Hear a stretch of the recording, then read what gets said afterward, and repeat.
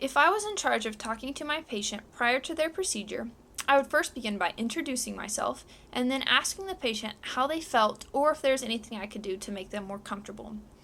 I would smile and be cheerful and try to reduce any anxiety that my patient had. I would then begin to describe why the patient was here and what we were going to do to help her. I would explain how the patient had basal cell carcinoma or cancer of the basal cells. I would say that these basal cells are located in the lower layer of the epidermis, or the top layer of the skin, and right above the dermis, which is the lower layer of the skin. I would then explain how this patient most likely got this cancer from a lot of UV exposure and many sunburns as a child. I would then explain that these lesions are typically red or pinkish in color and can be open like sores or shiny and bumpy. I would then explain why it is important that we do this procedure. This type of cancer usually remains localized, but to prevent it from metastasizing or spreading across the body, it is important that we remove it now and prevent any serious surgeries needed in the future. I would then go on to explain to the patient about the procedure. I would first begin by saying that it is a dermatoplasty, more specifically called Mohs surgery, and that the point of the surgery was to remove all of the cancer cells and keep the remaining healthy cells. I would explain how the surgery would be done by a dermatologist and that he would specialize in Mohs surgeries as well as the pathology of skin carcinomas. I would then explain how the patient would get a local anesthetic by the lesion on her cheek so that she wouldn't have to worry about pain because she would not feel a thing.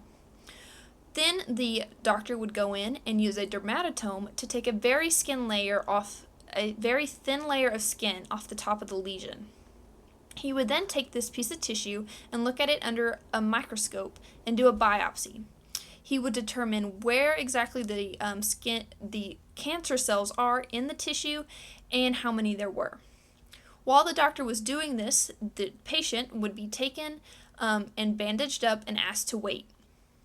After the doctor was done, the patient would be brought back in and another very thin layer of the lesion would be taken off for biopsy. This process would continue over and over until no more cancerous cells were found in the tissue. I would then explain how this can be a very long process and that the patient should be prepared for many hours of the procedure. I would tell her that we would predict that it would take around 5 hours for her case. I would then say at the conclusion of her procedure, the doctor would sew up the wound and she would be bandaged and would be released to go home. From there, I would go and talk about scarring.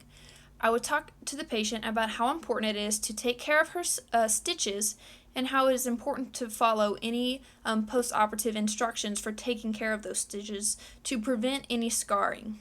Although I would warn her to be prepared for permanent scarring, even though we would do everything we can to prevent that. From there, I would go on and schedule her post-op so that we could remove her stitches. I would tell her she would need to be back within 4 to 5 days and pick a date and a time that is convenient for her. Afterwards, I would smile and tell her not to worry about a thing, that everything was going to be fine and that I would see her soon.